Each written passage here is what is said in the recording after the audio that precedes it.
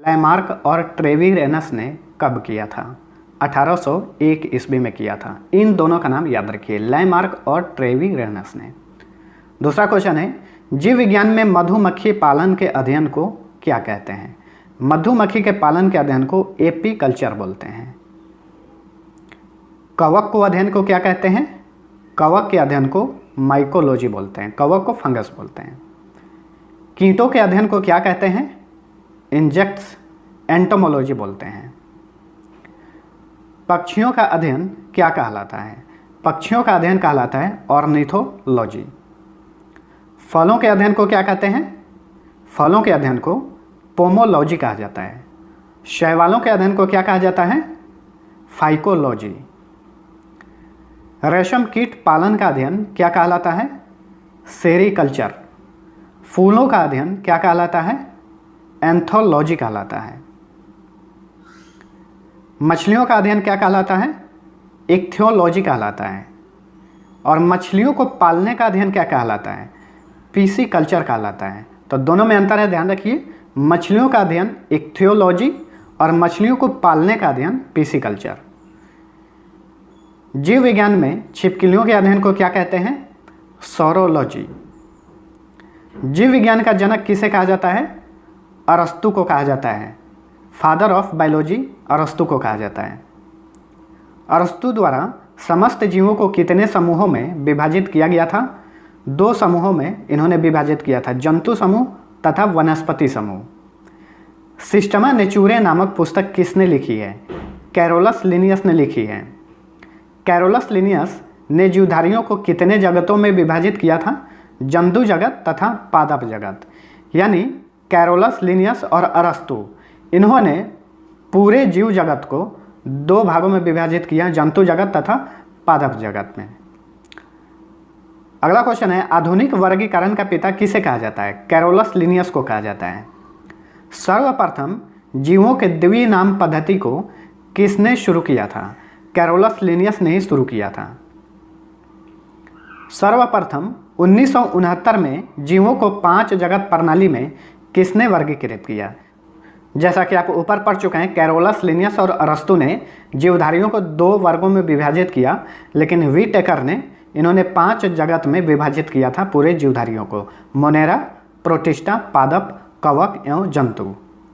अगला क्वेश्चन है, सभी प्रोकैरियोटिक जीवों को किसके अंतर्गत रखा गया है?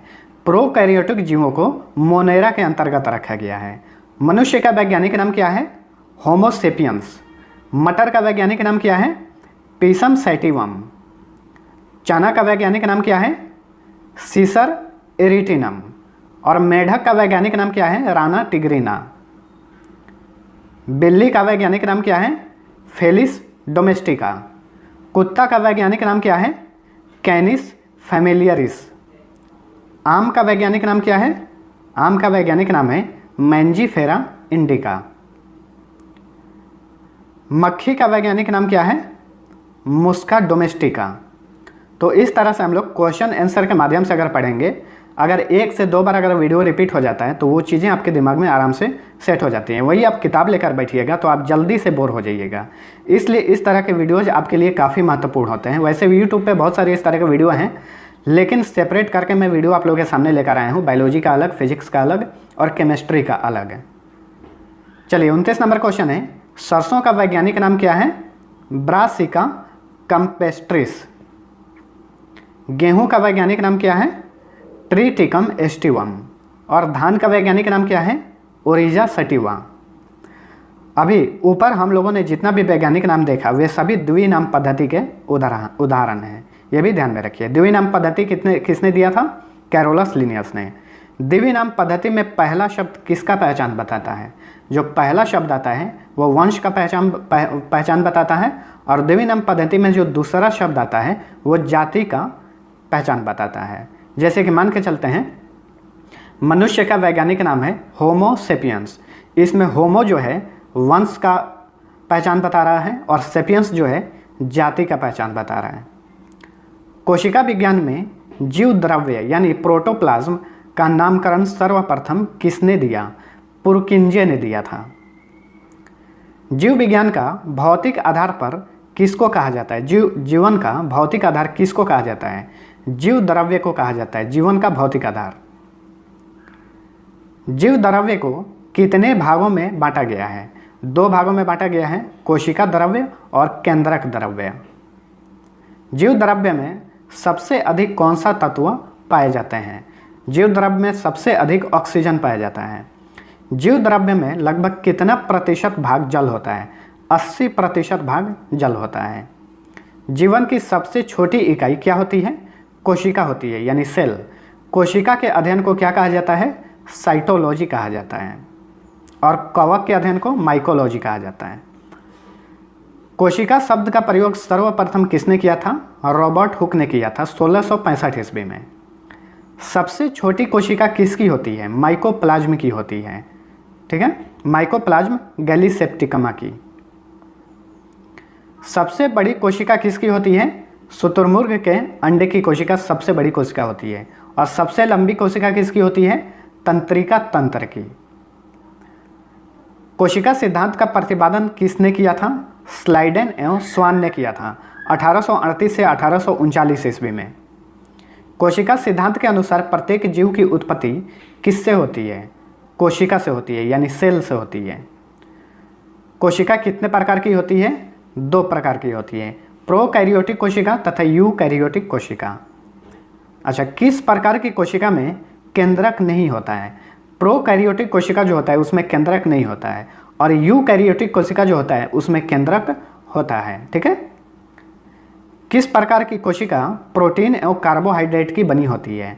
प्रोकैरियोटिक कोशिका जो है प्रोटीन एवं कार्बोहाइड्रेट की बनी होती है। और किस प्रकार की कोशिका सेल्यूलोज की बनी होती है? यूकैरियोटिक कोशिका। किस प्रकार की कोशिका में माइटोकॉन्ड्रिया अनुपस्थित रहता है, यानी नहीं रहता है? प्रोकैरियोटिक कोशिका में माइटोकॉन्ड्रिया नहीं रहता है। और किस प्रकार की कोशिका में माइटोकॉन्ड्रिया उपस्थित रहता है? यूकैरियोटिक कोशिका में।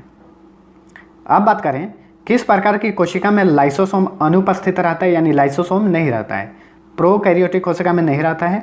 और किस प्रकार की कोशिका में लाइसोसोम उपस्थित रहता है? यूकैरियोटिक कोशिका में। किस प्रकार की कोशिका में डीएनए एकल सूत्र के रूप में मौजूद होते हैं? प्रोकैरियोटिक कोशिका में। और किस प्रकार की कोशिका में डीएनए दोहरे सूत्र के रूप में मौजूद होते हैं? यूकैरियोटिक कोशिका में। तो ये सारे अंतर ध्यान में रखिए, अक्सर पूछे जाते हैं क्वेश्चंस।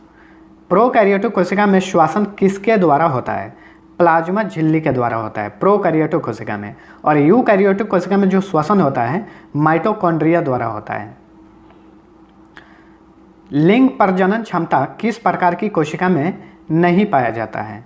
प्रोकैरियोटिक कोशिका में लिंग प्रजनन क्षमता नहीं पाया जाता है। और लिंग प्रजनन क्षमता किस प्रकार की कोशिका में पाया जाता है? यूकैरियोटिक कोशिका में।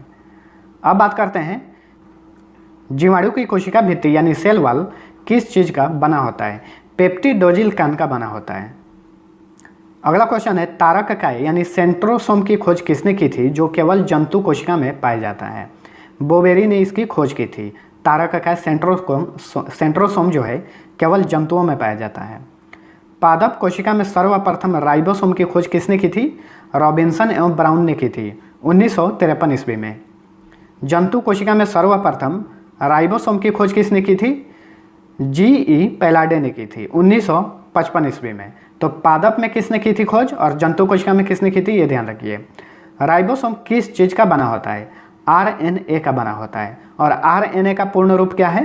राइबो न्यूक्लिक एसिड होता है। और डीएनए का पूर्ण रूप क्या होता है? Deoxy ribo nucleic acid. Protein की फैक्ट्री किसे कहा जाता है? राइबोसोम को कहा जाता है प्रोटीन की फैक्ट्री। माइटोकॉन्ड्रिया की खोज सर्वप्रथम किसने की थी? अल्टमैन ने 1886 ईस्वी में। किसने माइटोकॉन्ड्रिया का नामकरण किया था? माइटोकॉन्ड्रिया का नामकरण किया था बेंडा ने। ऊर्जा युक्त कार्बनिक पदार्थों का ऑक्सीकरण कहाँ होता है? माइटोकॉन्ड्रिया में होता है। इसीलिए माइटोकॉन्ड्रिया को ऊर्जा गृह के नाम से भी जाना जाता है। कोशिका का पावर हाउस यानी ऊर्जा गृह किसे कहते हैं? माइटोकॉन्ड्रिया को ही कहते हैं। कोशिका का इंजन किसे कहते हैं? माइटोकॉन्ड्रिया को, क्योंकि यहीं से ऊर्जा प्राप्त होती है। डीएनए कहाँ पाया जाता है? माइटोकॉन्ड्रिया एवं क्लोरोप्लास्ट में पाया जाता है। अगला है गोल्जी कॉय की खोज किसने की थी? कैमिलो गोल्जी ने इसकी खोज की थी। इनके नाम के साथ गोल्जी है तो इस तरह से ये याद रहेगा। अगला है, कोशिका के अणुओं का यातायात प्रबंधक किसे कहा जाता है? गोल्जी काय को कहा जाता है। लाइसोसोम की खोज किसने की थी? डी डुए ने इसकी खोज की थी। अगला है, बाहरी पदार्थों का भक्षण व पाचन करने के लिए लाइसोसोम में कितने प्रकार के एंजाइम पाए जाते हैं? 24 प्रकार के एंजाइम पाए जाते हैं। कोशिका का आत्मघाती थैली किसे कहा जाता है? लाइसोसोम को कहा जाता है। एग्जाम्स में कई बार पूछा हुआ है माइटोकॉन्ड्रिया और लाइसोसोम के बारे में। एक चीज़ नोट कर लीजिए, स्तनधारियों के लाल रक्त कणिकाओं में लाइसोसोम नहीं पाया जाता है। ठीक है, चलिए अगला है, लवक यानी प्लास्टिड किस में पाए जाते हैं? सिर्फ पादप कोशिका में लवक पाया जाता है। लवक कितने प्रकार के होते हैं? 3 प्रकार के, हरित लवक, अवर्णी लवक और वर्णी लवक। इंग्लिश में भी लिख दिया हूँ, आप देख सकते हैं। हरित लवक का रंग कैसा होता है? तो जैसा कि नाम से पता चल रहा है, हरित लवक तो हरा। अवर्णी लवक का रंग क्या होता है? रंगहीन होता है, यानी इसमें कोई रंग नहीं होता है। और वर्णी लवक का रंग जो होता है वो रंगीन होता है। इसमें मुख्य रूप से लाल, पीले एवं नारंगी कलर होते हैं। किसके अंदर क्लोरोफिल पाया जाता है? हरित लवक के अंदर क्लोरोफिल पाया जाता है। पौधे किसकी सहायता से प्रकाश संश्लेषण की क्रिया करते हैं? क्लोरोफिल की सहायता से। किसे पादप कोशिका का रसोई कहा जाता है? हरित लवक को कहा जाता है, क्योंकि इसी में पौधे अपना भोजन बनाते हैं। क्लोरोप्लास्ट इसे बोलते हैं, हरित लवक को। पत्तियों का रंग पीला किसकी उपस्थिति के कारण होता है? कैरोटीन की उपस्थिति के कारण। पौधे अपने भोजन का संग्रहण कहाँ करते हैं? ये पौधे अपने भोजन का संग्रहण करते हैं जड़ों या भूमिगत तनों में। वर्णी लवक पौधे के किस भाग में पाए जाते हैं? फूल में या फल भित्ति या बीज में। ठीक है, अगला है, टमाटर हरा से पीला किसकी उपस्थिति के कारण होता है? हरा से पीला, इसको लाल बोलिए। ठीक है, हरा से लाल लाइकोपिन की उपस्थिति के कारण होता है। गाजर किसकी उपस्थिति के कारण लाल या नारंगी होता है? कैरोटीन की उपस्थिति के कारण। चुकंदर का गाढ़ा लाल रंग किसकी उपस्थिति के कारण होता है? बीटानिन की उपस्थिति के कारण। कोशिका का सबसे प्रमुख अंग कौन सा होता है? केंद्रक होता है, न्यूक्लियस जिसे बोलते हैं। केंद्रक द्रव्य में धागे नुमा पदार्थ के जाल को क्या कहते हैं? क्रोमेटिन इसे बोलते हैं। और क्रोमेटिन किस चीज़ का बना होता है? प्रोटीन तथा डीएनए का बना होता है। मानव में गुणसूत्रों की संख्या पाई जाती है। कितनी पाई जाती है? अगर जोड़ा बोलेंगे तो 23 जोड़ा, लेकिन अगर इस तरह बोलें तो 46 टोटल, क्योंकि 23 जोड़ा 23 दूनी 46। अगला है, चिंपांजी में गुणसूत्रों की संख्या पाई जाती है कितना? 24 जोड़ा पाई जाती है, 24 दूने 48। बंदर में गुणसूत्रों की संख्या पाई जाती है 21 जोड़ा, यानी 42। वंशागति का वाहक किसे कहा जाता है? गुणसूत्रों को कहा जाता है वंशागति का वाहक, यानी एक वंश से जो भी आदत या कोई भी हैबिट दूसरे वंश में जाता है उसे वंशागति बोलते हैं। तो गुणसूत्रों के माध्यम से ही वो वंशागति होता है। आरएनए का संश्लेषण कहाँ होता है? केंद्रिका में। डीएनए में मौजूद 4 क्षार कौन से होते हैं, यानी बेस? कौन कौन से? एडेनिन, गुआनिन, थाइमिन तथा साइटोसिन। अगला है, डीएनए में एडेनिन सदैव किसके साथ जुड़ा रहता है? थाइमिन के साथ। और डीएनए में साइटोसिन सदैव किससे जुड़ा रहता है? गुआनिन से। अगला है, डीएनए के डबल हेलिक्स मॉडल का प्रतिपादन किसने किया? डी वाटसन एवं क्रिक ने। अक्सर वाटसन एवं क्रिक ही लिखा रहता है। 1953 ईस्वी में डीएनए के डबल हेलिक्स मॉडल का प्रतिपादन इन्होंने किया था। आरएनए कितने प्रकार के होते हैं? 3 प्रकार के। एक आरएनए, एक टीआरएनए और एक एमआरएनए होता है। राइबोसोम पर बने प्रोटीन के अंतिम क्रिया को क्या कहते हैं? ट्रांसलेशन बोलते हैं इसे। आरएनए में कौन सा क्षार पाया जाता है, यानी बेस? यूरेसिल पाया जाता है। किसकी कोशिका में कोशिका भित्ति नहीं पाई जाती है, सेल वॉल नहीं पाई जाती है? जंतु कोशिका में। सेल वॉल सिर्फ पादप कोशिका में पाया जाता है। पादप कोशिका का आकार कैसा होता है? आयताकार होता है। और जंतु कोशिका का आकार कैसा होता है? विरिताकार होता है यानी गोल। किसकी कोशिका में कोशिका भित्ति पाई जाती है? पादप कोशिका में। किसकी कोशिका में लवक पाया जाता है? पादप कोशिका में लवक भी पाया जाता है, सेल वॉल भी पाया जाता है। और किसकी कोशिका में लवक नहीं पाया जाता है? जंतु कोशिका में लवक नहीं पाया जाता है। किसकी कोशिका में तारक इकाई यानी सेंट्रोसोम पाया जाता है? पादप कोशिका में। और किसकी कोशिका में तारक इकाई नहीं पाया जाता है? जंतु कोशिका में। कोशिका विभाजन को सर्वप्रथम किसने देखा था? वीरचाउ ने देखा था 1855 ईस्वी में। कोशिका विभाजन मुख्यतः कितने प्रकार के होते हैं? 3 प्रकार के, असूत्री विभाजन, समसूत्री विभाजन तथा अर्धसूत्री विभाजन। हम लोग डिटेल से नहीं पढ़ रहे हैं, हम लोग सिर्फ उसी चीज़ को क्वेश्चन में मैं बना के आपके सामने लेकर आया हूँ, ताकि आप 3 वीडियो बनाऊँगा 500 क्वेश्चंस का, रसायन विज्ञान, भौतिक विज्ञान और जीव विज्ञान का। एक वीडियो लगभग 1 घंटे के आसपास रहेगा, 1 घंटा 10 मिनट भी हो सकता है।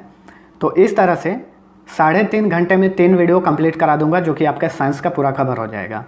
अगर इस 3 घंटे का 3 वीडियो अगर आप 2 बार या 3 बार देखते हैं, तो 2 बार देखेंगे तो 6 घंटा और 3 बार देखेंगे तो 9 घंटा। अगर आप 15 दिन में भी 9 घंटा समय देकर आप इन वीडियोज़ को देख लेते हैं तो आपका साइंस अच्छा हो जाएगा। इसलिए इन वीडियोज़ को आप ज़रूर देखिए। असूत्री विभाजन किस में होता है? जीवाणु, नील हरित शैवाल, यीस्ट, अमीबा तथा प्रोटोजोआ में। समसूत्री विभाजन किस में होता है? कायिक कोशिका में यानी सोमैटिक सेल में होता है। समसूत्री विभाजन को सर्वप्रथम किसने देखा? वाल्थेर फ्लेमिंग ने देखा था 1879 ईस्वी में। अर्धसूत्री विभाजन की सर्वप्रथम खोज किसने की थी? वीजमैन ने की थी। और अर्धसूत्री विभाजन किन कोशिकाओं में होता है? जनन कोशिकाओं में पाया जाता है। अगला है, समसूत्री विभाजन में एक कोशिका से कितनी कोशिकाओं का निर्माण होता है? तो 2। और अर्धसूत्री विभाजन में एक कोशिका से कितनी कोशिकाओं का निर्माण होता है? 4। ध्यान में रखिए, समसूत्री में 2, अर्धसूत्री में 4। जैव विकास का सिद्धांत सर्वप्रथम किसने दिया था? चार्ल्स डार्विन ने दिया था। मनुष्य में लगभग कितने अवशेषी अंग यानी वेस्टिजियल ऑर्गन पाए जाते हैं? 100 पाए जाते हैं। आनुवांशिकता का पिता किसे कहा जाता है? ग्रेगर जोहान मेंडल को कहा जाता है। आनुवांशिकी संबंधित प्रयोग करने के लिए मेंडल ने सर्वप्रथम किसका इस्तेमाल किया था? मटर के पौधे का इस्तेमाल किया था। महत्वपूर्ण क्वेश्चन है, इस तरह के क्वेश्चन अक्सर पूछे गए हैं। जेनेटिक्स शब्द का प्रयोग सर्वप्रथम किसने किया? W. वाटसन ने किया 1905 ईस्वी में। जीन शब्द का प्रयोग सर्वप्रथम किसने किया? जोहानसन ने किया 1909 ईस्वी में। प्रत्यक्ष रूप से दिखाई देने वाले जीवधारियों के लक्षण को क्या कहते हैं? फिनोटाइप बोलते हैं। मच्छर में गुणसूत्रों की संख्या कितनी होती है? 6 होती है। मटर में गुणसूत्रों की संख्या कितनी होती है? 14। घरेलू मक्खियों में गुणसूत्रों की संख्या कितनी होती है? 12। टमाटर में गुणसूत्रों की संख्या कितनी होती है? 24। मेढक में गुणसूत्रों की संख्या कितनी होती है? 26। इसका PDF नीचे डिस्क्रिप्शन से भी आप डाउनलोड कर सकते हैं। बिल्ली में गुणसूत्रों की संख्या कितनी होती है? 38। आलू में गुणसूत्रों की संख्या कितनी होती है? 48। आलू और तंबाकू में गुणसूत्रों की संख्या जो है समान होती है।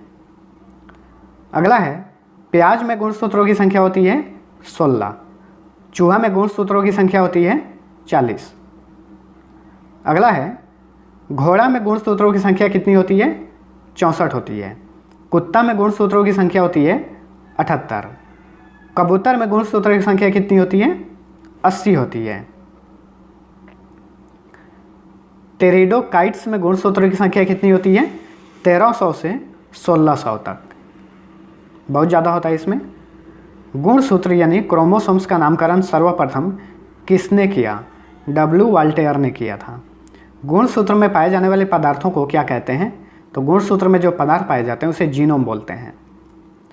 एस बेंजर द्वारा जीन के कार्य करने की इकाई को क्या कहा जाता है? सिस्ट्रॉन कहा जाता है। DNA पॉलीमरेज नामक एंजाइम की खोज सर्वप्रथम किसने की? आर्थर कॉर्नबर्ग ने की थी। कॉर्नबर्ग ने 1962 ईस्वी में। विभिन्न प्रकार के पेड़ पौधे तथा उनके क्रियाकलापों के अध्ययन को क्या कहते हैं? बोटानी बोलते हैं। किस प्रकार के शैवाल को अंतरिक्ष यान के केबिन के हौज में उगाकर अंतरिक्ष यात्री प्रोटीन युक्त भोजन, जल और ऑक्सीजन प्राप्त कर सकते हैं? क्लोरेला। निषेचन के समय स्त्री का एक्स और पुरुष का एक्स मिलने पर क्या होता है? लड़की पैदा होती है। और निषेचन के समय स्त्री का एक्स और पुरुष का वाई मिलता है तो लड़का पैदा होता है। किसका गुणसूत्र संतान में लिंग निर्धारण के लिए उत्तरदायी होता है? पुरुष का। पुरुष में कौन सा गुणसूत्र पाया जाता है? एक्स और वाई पाया जाता है। और महिलाओं में गुणसूत्र जो पाया जाता है वो एक्स एक्स होता है। कवक की कोशिका भित्ति किस चीज़ की बनी होती है? काइटिन की। सफ़ेद रस्ट नामक रोग किस में होता है? सरसों में होता है। रोग से क्वेश्चन अक्सर पूछे जाते हैं एग्जाम्स में। नारियल के किस भाग को हम लोग खाते हैं? भ्रूण भाग को हम लोग खाते हैं। पारिस्थितिक तंत्र के दो अवयव कौन से हैं? जैविक एवं अजैविक। रक्तचाप किस यंत्र से मापा जाता है? एस्फाइग्नोमैनोमीटर से मापा जाता है। बेरी रोग किस विटामिन के कमी के कारण होता है? विटामिन B1 की कमी से बेरी रोग होता है। विटामिन B1 को क्या बोलते हैं? रासायनिक नाम थायमिन।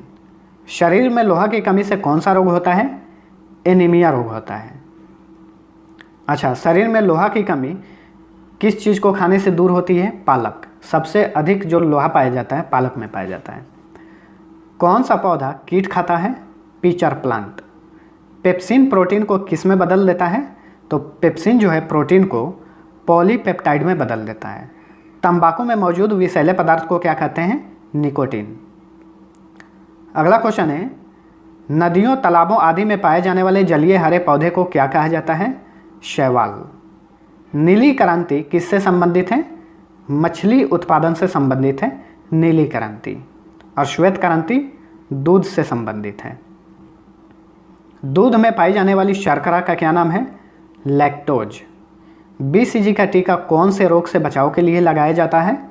यक्ष्मा रोग या TB बोलिए, ट्यूबरकुलोसिस। इसको रोकने के लिए BCG का टीका दिया जाता है। पेडियाट्रिक्स किसके अध्ययन से संबंधित है?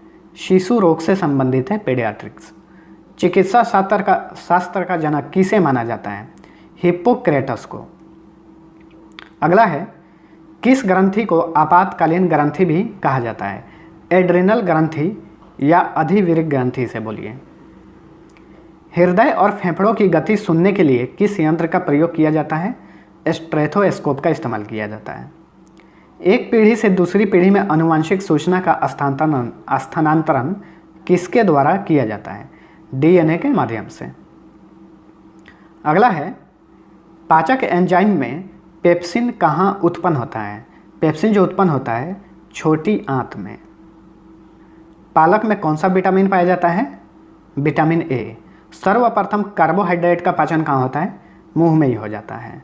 ठीक है, कई बार एग्जाम्स में पूछा हुआ है क्वेश्चन। सुक्रोज में क्या होता है? ग्लूकोज और फ्रक्टोज होता है। मानव शरीर का सामान्य तापक्रम कितना होता है? फ़ारेनहाइट में बात करें तो 98.6 डिग्री और सेल्सियस में बात करें तो 37 सेल्सियस या सेंटीग्रेड बोलिए। ऑपरेशन फ्लड का संबंध किससे है? दूध उत्पादन से है। प्याज का कौन सा भाग खाया जाता है? प्याज का हम लोग तना भाग खाते हैं।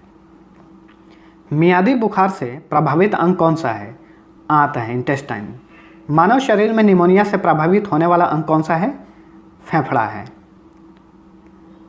पृथ्वी पर सबसे बड़ा बच्चा पैदा करने वाला स्तनधारी प्राणी कौन सा है?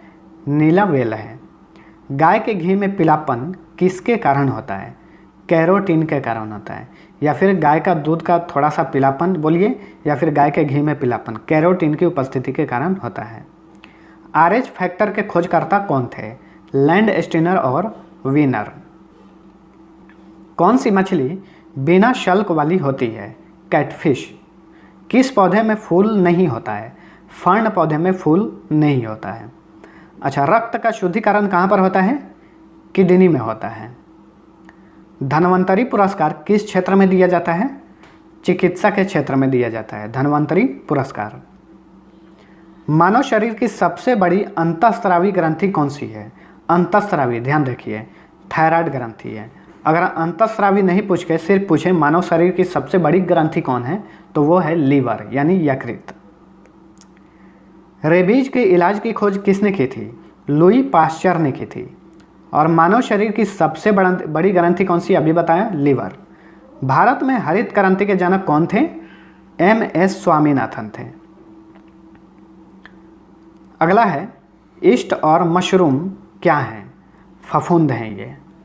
किस विटामिन को अपना सक्रियता के लिए कोबाल्ट की आवश्यकता होती है?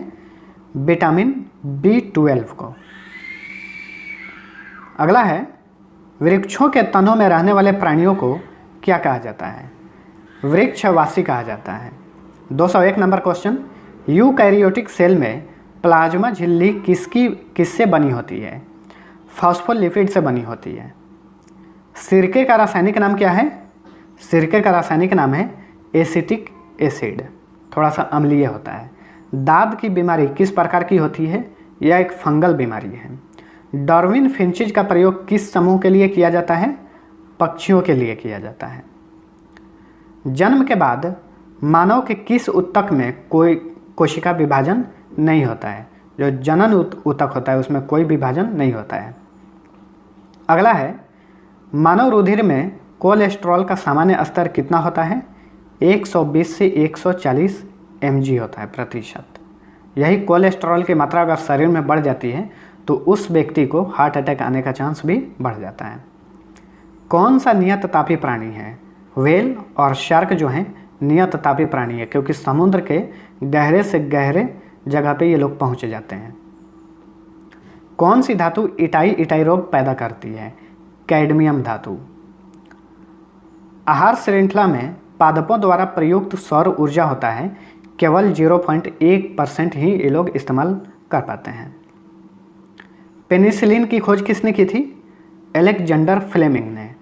धनिया में उपयोगी अंश होता है कौन सा? पत्ता और सूखा फल जो होता है वही उपयोगी अंश है।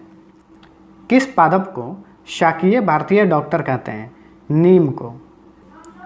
मानव रुधिर का पीएच मान कितना होता है? 7.4। कौन सा भाग हाथी के गजदंत के रूप में बदलता है? दूसरा कीर्तंक जो है वो हाथी का गजदंत होता है, यानी जो दांत हम लोग देखते हैं वो हाथी का दूसरा कीर्तंक है। लार किसके पाचन में मदद करती है? स्टार्च के पाचन। मानव शरीर की सबसे लंबी हड्डी कौन सी है? फीमर। और फीमर हड्डी टांग में होती है। रेड डाटा बुक उन जातियों के बारे में जानकारी देता है जो संकटापन है, यानी संकटापन मतलब हैं बट वो जल्दी ही खत्म हो जाएंगे। सबसे छोटा पक्षी कौन सा है? Humming bird. श्वेत फुफ्फुस रोग पाया जाता है पीड़क नाशक उद्योग के कर्मचारियों में श्वेत फुफ्फुस रोग पाया जाता है। जलीय जीवों को जीवित रहने के लिए अपेक्षित अनुकूलतम घुली हुई ऑक्सीजन का स्तर कितना होता है? 5 mg/6 लीटर में 5 mg होता है। अगला है शिकार परभक्षियों या बाधाओं का पता लगाने के लिए चमगादड़ अथवा डॉल्फिन किस परिघटना का प्रयोग करते हैं? प्रतिध्वनि निर्धारण का इस्तेमाल ये लोग करते हैं, यानी ये लोग एक आवाज़ छोड़ते हैं और वही आवाज़ रिटर्न आता है। इससे ये लोग किसी भी चीज़ का पता कर पाते हैं, क्योंकि चमगादड़ को नहीं दिखता है, वो आवाज़ के माध्यम से ही अपनी स्थिति पहचान करता है। आभासी फल का एक उदाहरण क्या है? टमाटर एक आभासी फल है। मनुष्य में समान रुधिर शर्करा स्तर प्रति 100 ml रुधिर कितना होता है? 80 से 100 mg तक होता है। सबसे अधिक अस्थायी पारिस्थितिक तंत्र कौन सा है? महासागर है, क्योंकि जो भी पृथ्वी है या फिर जो भी स्थल है वो इधर उधर खिसकते रहता है, लेकिन महासागर जो है वो खिसकता नहीं है, वो सबसे अस्थायी पारिस्थितिक तंत्र माना जाता है। सामान्यतः निषेचन कहाँ होता है? डिंब वाहिनी नली में होता है निषेचन। और फलों के मीठे स्वाद का कारण क्या है? क्योंकि उसमें फ्रक्टोज मौजूद रहता है। मीना माता रोग किसके कारण होता है? पारा के कारण होता है। कंडरा जोड़ता है किस चीज़ को? पेशी हड्डी को जोड़ता है, कंडरा। अगला है यदि विश्व के सभी पादप मर जाते हैं तो सभी पशु भी इसकी कमी के कारण मर जाएंगे। ऑक्सीजन की कमी हो जाएगी, क्योंकि पेड़ पौधे जो हैं वही ऑक्सीजन पैदा करते हैं। अगला है क्लोरिनन क्या है? दूषित जल में क्लोराइड को थोड़ी मात्रा में मिलाना। जीवाणुओं की वृद्धि किसके द्वारा मापी जाती है? रुधिर कोशिका मापी के द्वारा, हेमासाइटोमीटर से। स्तनधारी जीव के शरीर में यूरिया कहाँ बनता है? यकृत में बनता है, यानी इसे लीवर बोलते हैं इंग्लिश में। किस धातु द्वारा जल के प्रदूषण को साफ करने में बायोफिल्टर के रूप में पाइला ग्लोबोसा प्रयुक्त किया जाता है? कैडमियम द्वारा। कार्बोहाइड्रेट किसके यौगिक हैं? कार्बन, ऑक्सीजन और हाइड्रोजन के यौगिक को कार्बोहाइड्रेट कहा जाता है। गलगंड यानी घेंघा, इनको प्रभावित करने वाली बीमारी है। किसको? थायराइड ग्रंथि को। और थायराइड ग्रंथि जो है मनुष्य के गर्दन में पाया जाता है, और जिस व्यक्ति को थायराइड ग्रंथि जो है प्रभावित होती है उसका गर्दन फूल जाता है मोटा, आप लोग देखे होइएगा, उसे घेंघा बोलते हैं। मलेरिया रोग का संक्रामक चरण कौन सा है? बीजाणु होता है। अगला है कास्ट यानी लकड़ी से प्राप्त पायरोलिग्नियस अम्ल में होता है, क्या होता है? 10% इसमें एसिटिक अम्ल पाया जाता है। ध्रुवीय भालू में अक्सर कौन सी बीमारी होती है? टाइप 2 का मधुमेह इसमें पाया जाता है। मधुमेह के टाइप बहुत सारे हैं, तो इसमें टाइप 2 का मधुमेह पाया जाता है ध्रुवीय भालू में। वायु प्रदूषण के फलस्वरूप लोगों को फुफ्फुस कैंसर से अधिक मारने वाला रोग कौन है? वात स्फीति, एम्फाइसेमा। अगला है गेहूं, जौ, नींबू, नारंगी, राई और बाजरा संबंधित हैं। 2 पादप परिवारों से ये लोग संबंधित हैं। हरित ग्रंथियां किससे संबंधित हैं? उत्सर्जन से। किस प्रक्रिया द्वारा श्वसन के दौरान गैसें रुधिर में प्रवेश करती हैं और फिर उसे छोड़ती है? विसरण। मृदा की लवणता मापी जाती है चालकता मापी से। कौन सा एक कवकी रोग है? दाद या खुजली जो है ये कवकी रोग है। चेचक, जिसे हम चिकन पॉक्स भी बोलते हैं, किसके द्वारा पैदा होता है? वेरियोला विषाणु द्वारा। विषाणु मतलब वायरस। अगला है वह औषधि कौन सी है जो दुश्चिंता को कम करती है और शांति प्रदान करती है? इसे प्रशांतक बोलते हैं, ट्रैंक्विलाइजर। वह वर्णक कौन सा है जो वनस्पति को पराबैंगनी किरणों के दुष्प्रभाव से बचाता है? फाइकोसाइनिन। ग्लाइकोजिन, स्टार्च तथा सेलुलोज किसके बहुलक हैं? ग्लूकोज के बहुलक हैं। किसे काली मौत के नाम से जाना जाता है? प्लेग को। भारत में उर्वरक का पहला कारखाना कहाँ लगाया गया था? सिंदरी में लगाया गया था। सिंदरी झारखंड में है। जब आँख में धूल पड़ जाती है तो उसका कौन सा भाग सूजकर लाल हो जाता है? दृढ़ पतल, सॉलिडरिटी। पतियों के हुए छिद्र क्या कहलाते हैं जिनसे समय समय पर द्रव जल का रिसाव होता है? एस्टोमेटा बोलते हैं इसे। नाशक जीव और परभक्षी के बीच प्राकृतिक संतुलन बनाए रखने के लिए किसका प्रयोग करना चाहिए? जैविक नियंत्रण का इस्तेमाल करना चाहिए। अगला है किसी बच्चे में लिंग का निर्धारण कब होता है? अंडाणु और शुक्राणु निषेचन के समय में लिंग निर्धारण हो जाता है। कौन सा विटामिन वसा में घुलनशील है? वसा में जो घुलनशील विटामिन है उसका नाम है DEKA। और कौन सा विटामिन जल में घुलनशील है? B तथा C। इसका एक ट्रिक है, जैसे कि KEDA, इसे ऐसे लिखते हैं KEDA विटामिन, तो इसे कीड़ा बोलते हैं। मतलब याद करने का ये ट्रिक है। ये कीड़ा जो है वसा में घुलनशील है और बाकी जो बच गए वे जल में घुलनशील हैं। अगला है पचे हुए खाने में मौजूद विषैले पदार्थ का कौन सा अंग चूषण करता है? वृक्क। DDT क्या है? DDT जो है एक कीटनाशी है। रक्त का कौन सा अवयव शरीर के अंगों को ऑक्सीजन पहुंचाता है? लाल रक्त कोशिका। जब आप शकरकंद खाते हैं तब आप क्या खाते हैं? उसका जड़ या मूल बोलिए। रक्त वर्गों की खोज किसने की थी? लैंड स्टिनर ने 1900 ईस्वी में ब्लड ग्रुप की खोज इन्होंने की थी। अगला है जख्मों के शीघ्र भरने में सहायक होने वाले विटामिन का क्या नाम है? Vitamin C। अगला है नर तथा मादा के स्कूल में अलग से बढ़ते हैं? खीरा। यहाँ पे स्कूल नहीं होगा, ठीक है, कुल होगा। नर तथा मादा की कुल में, यानी उसके खानदान में अलग से बढ़ते हैं खीरा। लाल रक्त की कणिका निर्माण होती है अस्थि मज्जा में। गेहूं के फसल को सबसे अधिक हानि पहुंचाने वाली बीमारी कौन सी है? ढीला स्मट। तो बीमारियों से क्वेश्चन पूछे जाते हैं अक्सर। रुधिर वर्ग ए बी वाला दाता खून दे सकता है उस व्यक्ति को जिसका रुधिर वर्ग है ए और वी, यानी ब्लड ग्रुप ए बी वाला ए बी वाले को दे सकता है। शरीर में ऊतकों का निर्माण किससे होता है? प्रोटीन से ऊतकों का निर्माण होता है। ऊंट का कुबड़ होता है संयोजी ऊतक होता है। मधुमक्खी कॉलोनी के सदस्य एक दूसरे को किस प्रकार पहचानते हैं? गंध से। मधुमक्खियों में एक रानी होती है जो आगे आगे चलती है, गंध छोड़ती है, जिससे कि पीछे की मधुमक्खियाँ उसके गंध के सूंघकर उसके पीछे चलते रहती हैं। 270 है। मनुष्य के जीवन काल में कितने दांत 2 बार विकसित होते हैं? 20 दांत। मनुष्य के कपाल में कितनी अस्थियां होती हैं? 8 अस्थियां होती है, यानी हड्डियां।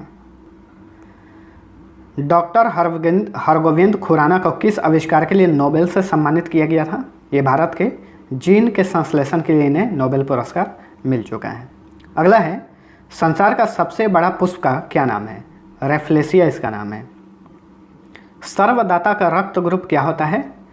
ओ होता है। सबसे लंबा जीवित वृक्ष कौन सा है? सिकुआ या सखुआ बोलिए। डॉल्फिन मछली वर्गीकृत किए जाते हैं, तो डॉल्फिन मछली को स्तनपायी जानवर में वर्गीकृत किया जाता है। डॉल्फिन हुआ या चमगादड़ हुआ, ये स्तनपायी जानवर हैं। जब हम बकरी या भेड़ का मांस खाते हैं तब हम क्या हैं? द्वितीयक उपभोक्ता हम लोग कहलाते हैं। दूध की शुद्धता की जांच किस यंत्र से की जाती है? लैक्टोमीटर से। मानव शरीर में पाचन का अधिकांश भाग किस अंग में संपन्न होता है? छोटी आंत में। यानी हम लोग जब भी भोजन खाते हैं तो सबसे अधिक समय तक भोजन जो है छोटी आंत में ही रहता है। एड्स का पूरा नाम क्या है? Acquired immune deficiency syndrome. मच्छर भगाने वाली दवाओं में सक्रिय रसायन कौन सा है? एथिलीन पाया जाता है। सिर की कुल हड्डियों की संख्या कितनी है? 29। प्रयोगशाला में सर्वप्रथम डीएनए का संश्लेषण किसने किया था? डॉक्टर हरगोविंद खुराना ने। मनुष्य के शरीर में खून की शुद्धिकरण की प्रक्रिया को क्या कहते हैं? डायलिसिस। अगला क्वेश्चन है, मनुष्य के शरीर में कुल हड्डियों की संख्या कितनी होती है? 206। मरासमस नामक बीमारी किसके कमी के कारण होता है? प्रोटीन की कमी के कारण होता है मरासमस नामक बीमारी, और ये अक्सर बच्चों में ये रोग होता है। अगला है, पौधे में प्रकाश संश्लेषण के दौरान कौन सी गैस निकलती है? ऑक्सीजन निकलती है, क्योंकि पौधे ऑक्सीजन छोड़ते हैं और कार्बन डाइऑक्साइड गैस लेते हैं। लेकिन रात में मामला कुछ और होता है। रात में पौधे कार्बन डाइऑक्साइड छोड़ते हैं और ऑक्सीजन लेते हैं। डीडीटी का पूरा रूप क्या है? Dichloro diphenyl trichloroethane. किस ग्रंथि को मास्टर ग्रंथि भी कहा जाता है? पिट्यूटरी ग्लैंड को, या पीयूष ग्रंथि बोलिए हिंदी में। दिन में मनुष्य औसतन कितनी बार सांस लेता है? 22,000 बार सांस लेता है। अगला है, बाल्यावस्था में कुल हड्डियों की संख्या कितनी होती है? 208 होती है, और युवावस्था में 206। पसलियों की कुल हड्डियों की संख्या कितनी होती है? 24। मांसपेशियों में मुख्यतः कौन सी प्रोटीन पाई जाती है? मायोपिन। अगला है, डेंगू ज्वर किसके द्वारा फैलता है? एडिस मच्छर द्वारा फैलता है।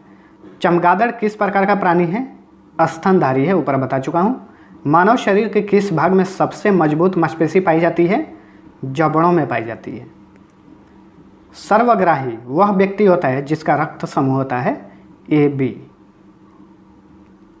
अगला क्वेश्चन है, अफीम पौधे के किस भाग से बनता है? फूल से बनता है। कौन सी ग्रंथि आंसू स्रावित करती है? आँख में लैक्रिमल जो ग्रंथि होती है उसी से आंसू स्रावित होता है। अगला है, मूंगफली में सर्वाधिक कौन सा विटामिन पाया जाता है? Vitamin B1। अगला क्वेश्चन है, कौन सा तत्व हृदय रोगों का प्रमुख कारण है? कोलेस्ट्रॉल। प्रोटीन है एक, क्या है? पॉलीपेप्टाइड्स है। रानीखेत रोग किससे संबंधित है? मुर्गी से संबंधित है, क्योंकि रानीखेत रोग जो है मुर्गियों में होता है। अगला है, किडनी रोगी को किस पर रखा जाता है? डायलिसिस पर रखा जाता है। यानी जिस व्यक्ति का किडनी खराब हो जाता है तो उसका रक्त का जो है शुद्धिकरण नहीं होता है, जिसे उस व्यक्ति को डायलिसिस पर रखा जाता है। मानव शरीर की सबसे छोटी ग्रंथि कौन सी है? पीयूष ग्रंथि है। श्वेत रक्त कणिकाओं का निर्माण कहाँ होता है?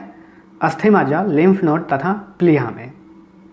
अगला क्वेश्चन है, ग्लूकोमा मानव शरीर के किस भाग को प्रभावित करता है? आँख को प्रभावित करता है। अगला है, भोजन का पाचन कहाँ से प्रारंभ होता है? मुख से, यानी मुंह से ही प्रारंभ हो जाता है। मलेरिया उपचार हेतु कुनैन कहाँ से प्राप्त किया जाता है? सिनकोना से। टिबिया नामक हड्डी कहाँ पाई जाती है? टिबिया नामक हड्डी जो है टांग में पाई जाती है। अगला क्वेश्चन है, कौन शीत रक्त जानवर है? छिपकली। दूध से मक्खन निकालने पर दूध का घनत्व क्या होगा? मक्खन निकालने पर उसका घनत्व जो है बढ़ जाएगा। एस्कॉर्बिक अम्ल यानी एस्कॉर्बिक एसिड सबसे ज़्यादा किस में पाया जाता है? आंवला में पाया जाता है। इसलिए कहा जाता है विटामिन सी सबसे अधिक आंवला में ही पाया जाता है। उत्तक क्या है? समान कोशिकाओं का समूह होता है उत्तक। घेंघा रोग किसकी कमी के कारण होता है? आयोडीन की कमी के कारण। आइसक्रीम में रवा बनाने से बचने के लिए क्या मिलाया जाता है? जिलेटिन मिलाया जाता है आइसक्रीम में। अगला क्वेश्चन है, पनीर उदाहरण है। पनीर क्या है? जैल का उदाहरण है। अनएटॉमी विज्ञान की वह शाखा है जिसका संबंध किसकी रचना से है? प्राणी व पौधों की। होम्योपैथी का जनक किसे माना जाता है? हनीमैन को। होम्योपैथी दवा मीठा होता है, तो ध्यान रखिए हनीमैन यानी हनी भी मीठा होता है, तो इस तरह से ट्रिक से याद रहेगा। श्वेत रक्त कण को और किस नाम से जाना जाता है? ल्यूकोसाइट के नाम से जाना जाता है। चेचक बीमारी किसके कारण होती है? विषाणु या वायरस से। एड्स की बीमारी की संभावना का पता लगाने के लिए कौन सा परीक्षण होता है, यानी कौन सा टेस्ट होता है? एलिसा टेस्ट होता है। इसके द्वारा पता लगाया जाता है मनुष्य को एड्स है या नहीं। अगला है, खाद्य पदार्थों का संरक्षण किसके द्वारा होता है? बेंजोइक अम्ल का इस्तेमाल किया जाता है खाद्य पदार्थों का संरक्षण करने के लिए। गलसुआ रोग किसके कारण होता है? विषाणु के कारण, यानी किसी व्यक्ति का गाल सूज जाता है, गाल, तो विषाणु के कारण होता है वैसा। सबसे जटिल कार्बनिक पदार्थ कौन सा है? प्रोटीन है। हरित क्रांति का प्रारंभ कब हुआ था? 1967 से 1968 में, और भारत में हरित क्रांति का जनक MS स्वामीनाथन को कहा जाता है। मानव शरीर में ऊर्जा का स्रोत कौन सा है? कार्बोहाइड्रेट। एनीमिया रोग किस तत्व की कमी के कारण होता है? लोहा की कमी के कारण, ऊपर हम लोग देख चुके हैं। इंसुलिन की कमी के कारण कौन सा रोग होता है? मधुमेह रोग होता है। इंसुलिन कहाँ पर स्रावित होता है? अग्नाशय में, पैनक्रियाज में। वहीं इंसुलिन की कमी हो जाती है तो उस व्यक्ति को मधुमेह हो जाता है, यानी डायबिटीज। पित्त स्रावित होता है यकृत से, यानी लीवर से पित्त स्रावित होता है। अगला है, एक एथलीट को त्वरित ऊर्जा प्राप्त करने के लिए क्या दिया जाता है? कार्बोहाइड्रेट दिया जाता है। मनुष्य के मूत्र में मुख्यतः क्या पाया जाता है? यूरिया पाया जाता है। अगला क्वेश्चन है, किसकी कमी के कारण खून का थक्का नहीं बनता है? विटामिन के की कमी के कारण खून का थक्का नहीं बनता है। पौधों में वृद्धि के लिए उपयुक्त मिट्टी कौन सी है? दोमट मिट्टी है। मलेरिया रोग होता है, प्लाज्मोडियम प्रोटोजोआ से मलेरिया रोग होता है। जीवन रक्षक हार्मोन किस ग्रंथि से निकलता है? एड्रेनल ग्रंथि से। एड्रेनल ग्रंथि को अधिविरिक ग्रंथि भी कहा जाता है। इसे जीवन रक्षक हार्मोन के नाम से भी जाना जाता है। दूध के खराब होने का कारण क्या है? लैक्टोबैसिलस, उसमें नामक एक जीवाणु पाया जाता है। दूध जब भी खराब होता है उसका कारण है लैक्टोबैसिलस नामक जीवाणु। पागल कुत्ते के काटने से कौन सा रोग होता है? हाइड्रोफोबिया रोग होता है, यानी उस व्यक्ति को जल या पानी से डर लगने लगता है। अगला क्वेश्चन है, लाल रुधिर कोशिकाओं का जीवनकाल कितने दिन का होता है? 20 से 120 दिन का होता है। 339 नंबर क्वेश्चन, रक्त की अधिकतम मात्रा कहाँ पाई जाती है? हृदय में। अगला है, इंसुलिन हार्मोन रक्त में किसकी मात्रा को नियंत्रित करता है? ग्लूकोज की मात्रा को नियंत्रित करता है इंसुलिन। त्वचा एवं इसकी बीमारियों का अध्ययन क्या कहलाता है? डर्मेटोलॉजी कहा जाता है।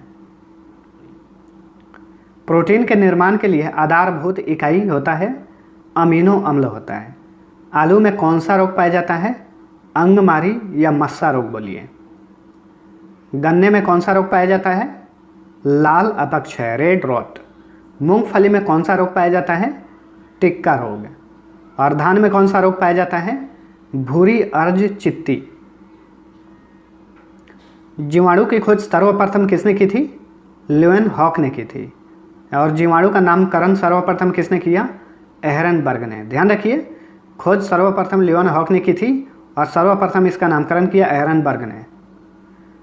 सर्वप्रथम कॉलरा तथा तपेदिक यानी टीबी के जीवाणुओं की खोज किसने की थी? रॉबर्ट कोच ने इनकी जीवाणुओं की खोज की थी। रेबीज के टीके की खोज किसने की? लुई पास्चर ने। और दूध के पास्चुराइजेशन की खोज किसने की थी? लुई पास्चर ने। इन्हीं के नाम पर पास्चुराइजेशन नाम इसका रखा गया है। सर्वप्रथम विटामिन की खोज किसने की? फंक ने। विटामिन डी की खोज किसने की? हॉकिंस ने। विटामिन ए और बी की खोज किसने की थी? मैकुलन ने। स्ट्रेप्टोमाइसिन की खोज किसने की थी? बॉम्समैन ने। सर्वप्रथम एंटीजन की खोज किसने की थी? लैंडस्टीनर ने। क्लोरोफार्म की खोज किसने की थी? हैरिसन तथा सिम्पसन ने। टेरामाइसिन की खोज किसने की थी? फिनेल ने। डायबिटीज की खोज किसने की थी? बेंटिंग ने। अगला क्वेश्चन है, पोलियो वैक्सीन की खोज किसने की थी? जॉन ई साल्क ने। आरएनए की खोज किसने की थी? राइबोन्यूक्लिक एसिड की खोज जेम्स वाटसन एवं आर्थर ऑर्ग ने। सर्वप्रथम यह किसने बताया कि मलेरिया परजीवी का वाहक एक मच्छर है? रोनाल्ड रॉस ने बताया था। अगला क्वेश्चन है, विटामिन सी की खोज किसने की थी? होलकट ने। हृदय प्रत्यारोपण की खोज किसने की थी? क्रिश्चियन बर्नार्ड ने। गर्भ निरोधक गोलियों की खोज किसने की थी? पिनकस ने। और इंसुलिन की खोज किसने की थी? बेंटिंग ने इसकी खोज की थी। चेचक के टीके की खोज किसने की थी? एडवर्ड जेनर ने की थी। बीसीजी की खोज किसने की थी? यूरिन काल्मेट ने इसकी खोज की थी। दलहन पौधे की जड़ों में कौन सा जीवाणु रहता है जो वायुमंडल में नाइट्रोजन लेता है? राइजोबियम नामक जीवाणु।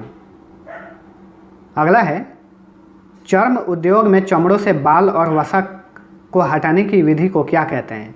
टैनिंग बोलते हैं। और शरीर में सबसे मजबूत तत्व कौन सा पाया जाता है? एनामेल, जो कि दांत में पाया जाता है। शरीर के अंदर प्रति सेकंड लगभग कितनी कोशिकाएं नष्ट होती हैं? 1.5 करोड़ कोशिकाएं प्रति सेकंड नष्ट होती हैं। अगला है, मनुष्य के गुर्दे का भार लगभग कितना होता है? 140 ग्राम का होता है लगभग। कितनी? मनुष्य के हृदय की रक्त पंप करने की क्षमता कितना लगभग लीटर प्रति मिनट होती है? 4.5 लीटर प्रति मिनट। छोटी आंत लगभग कितनी मीटर लंबी होती है? 7 मीटर लंबी होती है लगभग। पूरे शरीर में एक बार रक्त परिभ्रमण में लगभग कितना समय लगता है? 23 सेकंड का समय लगता है। यानी एक ही रक्त ऊपर से नीचे तक शरीर में परिभ्रमण कर लेता है, उसमें 23 सेकंड लगता है। विश्व का सबसे बड़ा समुद्री पक्षी कौन सा है? एल्बाट्रॉस इसका नाम है। मनुष्य के शरीर में लगभग कितने बाल होते हैं? 50 लाख बाल होते हैं। शरीर का सामान्य तापमान अगर 95 डिग्री फ़ारेनहाइट से गिर जाए तो ऐसी स्थिति को क्या कहते हैं? हाइपोथर्मिया बोलते हैं। सबसे छोटा स्तनी जानवर कौन सा है? छछूंदर है। मानव शरीर की सबसे व्यस्त अंग कौन सा है? वो है हृदय। पैदा होने से लेकर मृत्यु तक यह काम करते रहता है। पृथ्वी पर सबसे बड़ा और भारी स्तनी जानवर कौन सा है? नीला व्हेल है। और सबसे तेज उड़ने वाला पक्षी कौन सा है? कटिपुंज पक्षी। कीमोथेरेपी किसके उपचार के लिए दी जाती है? कैंसर के उपचार के लिए। अगला है, हेपेटाइटिस या पीलिया द्वारा प्रभावित अंग कौन सा है? लीवर यानी यकृत। रेबीज बीमारी का वायरस का क्या नाम है? रैबिडो वायरस। वेस्टर्न ब्लड टेस्ट किस बीमारी का पता लगाने के लिए किया जाता है? एड्स का पता लगाने के लिए। एक एलिसा टेस्ट भी होता है। अगला है, एथलीट फुट नामक रोग किस कवक द्वारा होता है? टीनिया पेडिस द्वारा। गंजापन किस कवक के द्वारा होने वाला रोग है? Tinea capitis. अगला है, दमा किस कवक के द्वारा होने वाला रोग है? एस्परजिलस फ्यूमिगेट्स। तो इतना चीज़ ध्यान में रखिए, जो गंजापन है या दामा है, ये सारे के सारे कवक द्वारा होने वाले रोग हैं, ये भी नोट करिए। अगला है ट्रेकोमा रोग द्वारा प्रभावित अंग कौन सा है? आँख है। पोलियो, छोटी माता, डेंगू ज्वर तथा इन्फ्लुएंजा किसके द्वारा होता है? विषाणु द्वारा या वायरस द्वारा।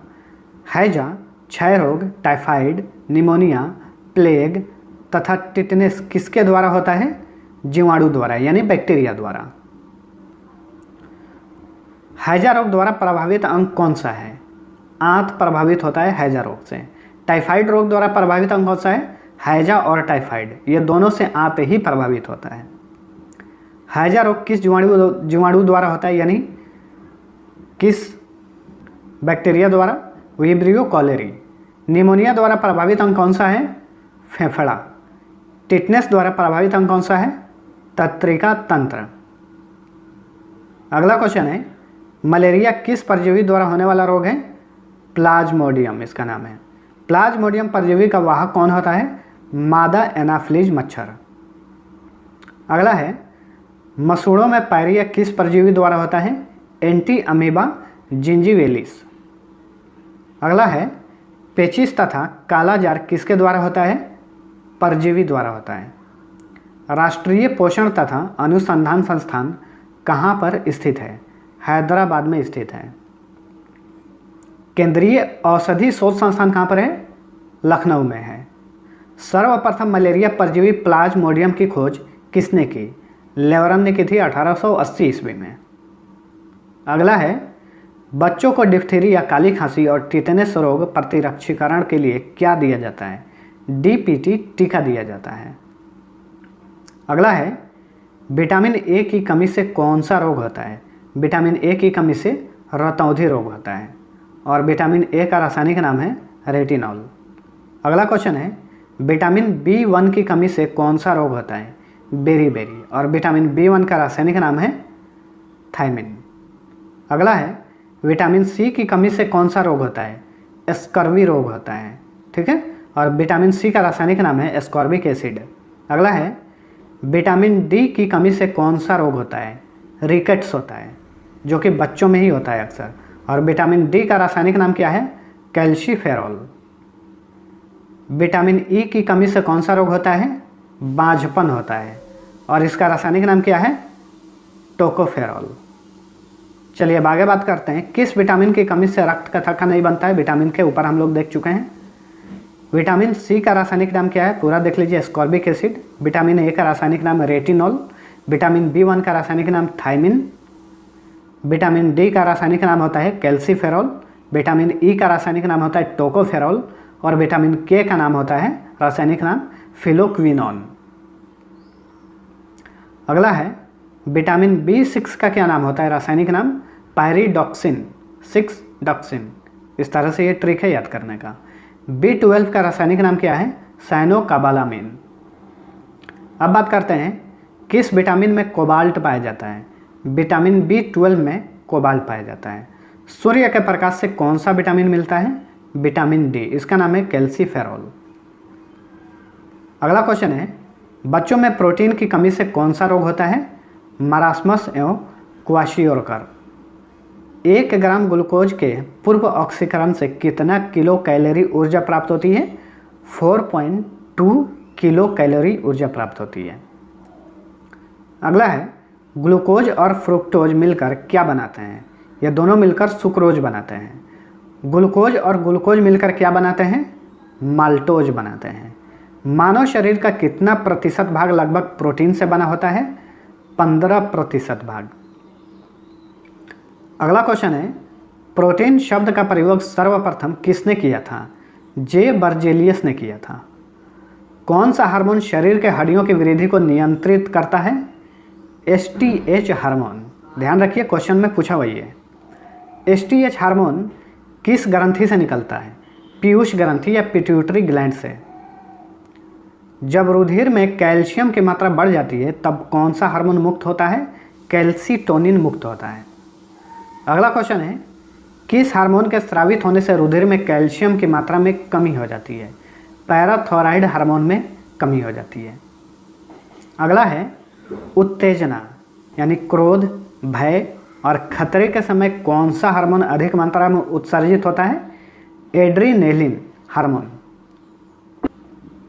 लड़ो या उड़ो, फाइट एंड फ्लाइट हार्मोन किस ग्रंथि से निकलता है? अधिविरिक ग्रंथि से यानी एड्रिनल ग्लैंड से। अगला है, कान में हड्डियों की संख्या कितनी होती है? 6 होती है। स्टेप्स नामक हड्डी कहाँ पाया जाता है? कान में ही पाया जाता है।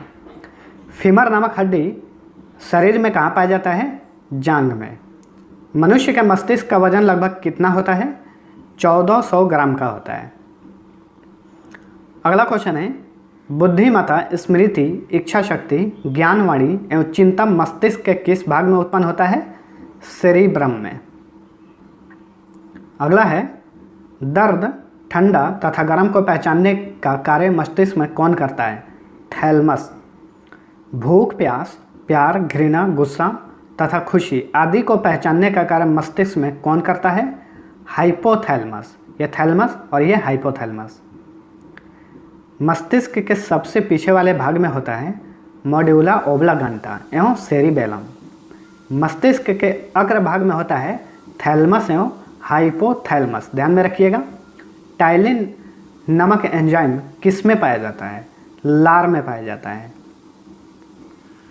पेप्सिन एवं रेनिन नामक एंजाइम किस में पाया जाता है? जठर रस या अमाशय बोलिए। ट्रिप्सिन, एमाइलेज तथा लाइपेज नामक एंजाइम किस में पाया जाता है? अग्नाशय में। अगला है, इरेप्सिन, माल्टेज, लैक्टोज तथा सुक्रोज, माल्टोज, लैक्टोज तथा सुक्रोज नामक एंजाइम किस में पाया जाता है? आंत में पाया जाता है, इंटेस्टाइन में।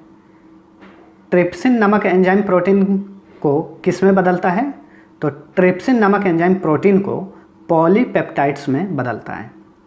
अगला है, पेप्सिन नामक एंजाइम प्रोटीन को किस में बदलता है? पेप्टोन्स में बदलता है। और इरेप्सिन नामक एंजाइम जो है प्रोटीन को अमीनो अम्ल में बदल देता है। अगला है, टाइलिन नामक एंजाइम मंड को किस में बदलता है? मंड को माल्टोज में बदल देता है। और हृदय से शरीर की ओर रक्त ले जाने वाली रक्त वाहिनी को क्या कहते हैं? धमनी बोलते हैं। हृदय से पूरे शरीर की ओर ले जाता है धमनी, और पूरे शरीर से जो हृदय की ओर रक्त ले जाने का काम करता है उसका नाम है शीरा। आगे बात करते हैं, हमारे आहार में ऊर्जा का प्रमुख स्रोत होता है कार्बोहाइड्रेट और वसा। अगला है, BCG का टीका किस लिए दिया जाता है? टीबी से बचाने के लिए। ऊपर हम लोग देख चुके हैं। अगला है, गहरे तले हुए खाद्य पदार्थों में प्रचुर मात्रा में होता है क्या? वसा पाया जाता है। बेरियम मिल का उपयोग किस लिए किया जाता है? आहार नली का एक्सरे के लिए बेरियम मिल का इस्तेमाल किया जाता है। अगला है, एवियन इन्फ्लुएंजा विषाणु को किससे निरूपित किया जाता है? H5N1 से। अगला है, किस धातु की कमी से एनीमिया रोग होता है? लोहा। सीमेंट और अस्थियां दोनों में विद्यमान तत्व कौन सा है? कैल्शियम पाया जाता है सीमेंट और अस्थियों में। अगला क्वेश्चन है, किसमें अधिक मात्रा में लौह पाया जाता है? हरी सब्जियों में पाया जाता है और उसमें सबसे अधिक पालक में। हृदय की धड़कन को नियंत्रित करने के लिए कौन सा खनिज आवश्यक है? पोटेशियम। दूध में क्या नहीं पाया जाता है? दूध में विटामिन नहीं पाया जाता है, ध्यान रखिए। अगला क्वेश्चन है, मछलियों के तेल में किस विटामिन की प्रचुरता होती है? Vitamin D. दांतों से खून का गिरना किस विटामिन की कमी से होता है? विटामिन सी की कमी से। शरीर में किस से ऊर्जा प्राप्त नहीं होती? विटामिन से ऊर्जा प्राप्त नहीं होती है, ठीक है। अगला है, शरीर के ऊष्मा को बर्बाद होने से कौन रोकता है? त्वचा के नीचे मौजूद वसा। प्रोटीन का सर्वप्रमुख स्रोत कौन सा है? सोयाबीन। प्रोटीन बनाने के लिए कितने अमीनो अम्ल आवश्यक हैं? 20। कौन सबसे अधिक ऊर्जा प्रदान करता है? कार्बोहाइड्रेट। शहद में मुख्य रूप से क्या पाया जाता है? कार्बोहाइड्रेट ही पाया जाता है। गाय के दूध का रंग थोड़ा पीला किसकी मौजूदगी के कारण होता है? कैरोटीन। ऊपर हम लोग देख चुके हैं। शरीर के विषैले अपशिष्ट पदार्थों के निष्कासन यानी उत्सर्जन कौन सा अंग करता है? किडनी, लीवर, त्वचा तथा फेफड़ा, ये सभी करते हैं। शरीर के किस अंग से पित्त स्रावित होता है? यकृत यानी लीवर से। इंसुलिन शरीर के किस अंग के बीटा कोशिका द्वारा स्रावित होता है? अग्नाशय। अग्नाशय में जो बीटा कोशिका होता है उससे इंसुलिन स्रावित होता है। अगला है, जीभ के अग्र भाग से किस स्वाद का पता चलता है? मीठा। और जीभ के पार्श्व यानी पीछे भाग से किस स्वाद का पता चलता है? कड़वा। आगे मीठा और पीछे कड़वा। ब्लड ग्रुप की खोज लैंड स्टीनर ने कब किया था? 1900 ईस्वी में। मनुष्य के रक्तों के भिन्नता का मुख्य कारण क्या है? लाल रक्त में ग्लाइकोप्रोटीन या एंटीजन का होना रक्त समूहों को अलग करता है। डेंगू ज्वर के कारण मानव शरीर में किस चीज़ की कमी हो जाती है? प्लेटलेट्स की कमी हो जाती है। जो रक्त में प्लेटलेट्स होता है उसकी कमी हो जाती है। अगला है, ब्लड प्लेटलेट्स का जीवन काल कितने दिन का होता है? 3 से 5 दिन का होता है। 3 से 5 दिन का। और श्वेत रक्त कणिका का जीवन काल कितने दिन का होता है? 2 से 4 दिन का। श्वेत रक्त कणिका की मृत्यु कहाँ पर होती है? रक्त में ही हो जाती है। लाल रक्त कणिका की मृत्यु कहाँ पर होती है? प्लीहा एवं यकृत में। अगला है, श्वेत रक्त कणिका का मुख्य कार्य क्या है? रोगों के संक्रमण से बचाना। रक्त का लाल रंग क्यों होता है? हीमोग्लोबिन के कारण। और हीमोग्लोबिन में कौन सा धातु पाया जाता है? लोहा पाया जाता है। मानव शरीर में रक्त की मात्रा शरीर के भार का लगभग कितना प्रतिशत होता है? 7% होता है। अगला क्वेश्चन है, रक्त का पीएच मान कितना होता है? ऊपर हम लोग देख चुके हैं 7.4 जो कि क्षारीय होता है। मान के चलते हैं ये स्केल है पीएच मान का और यहाँ पे 0 है, बीच में 7 रहता है। 7 से नीचे जाइए तो अम्लीय होगा और 7 से ऊपर जाइए तो क्षारीय होगा। अगला क्वेश्चन है, रक्त का लगभग कितना प्रतिशत भाग प्लाज्मा का होता है?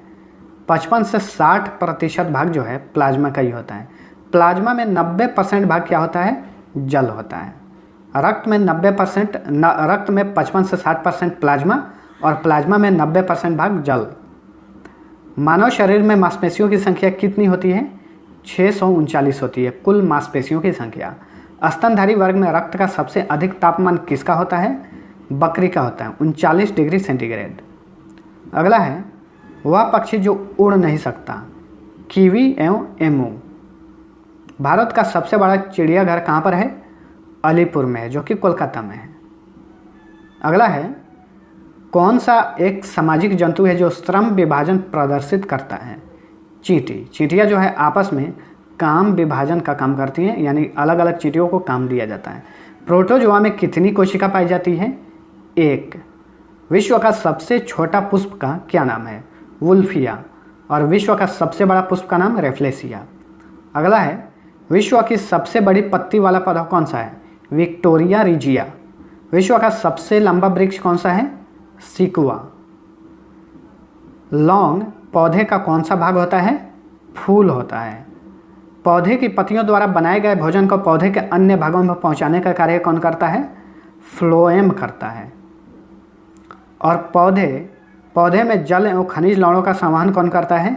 जाइलम। चलिए और भी एक्स्ट्रा क्वेश्चन है, देख लीजिए। पत्तियों में कौन सा तत्व सबसे अधिक मात्रा में पाया जाता है? मैग्नीशियम पाया जाता है। कच्चे फलों को पकाने के लिए क्या इस्तेमाल किया जाता है? एथिलीन का इस्तेमाल किया जाता है। धान में खैरा रोग किस तत्व की कमी के कारण होता है? जस्ता की कमी के कारण। अगला है, आम एवं बैंगन में लिटिल लीफ नामक रोग किस तत्व की कमी से होता है?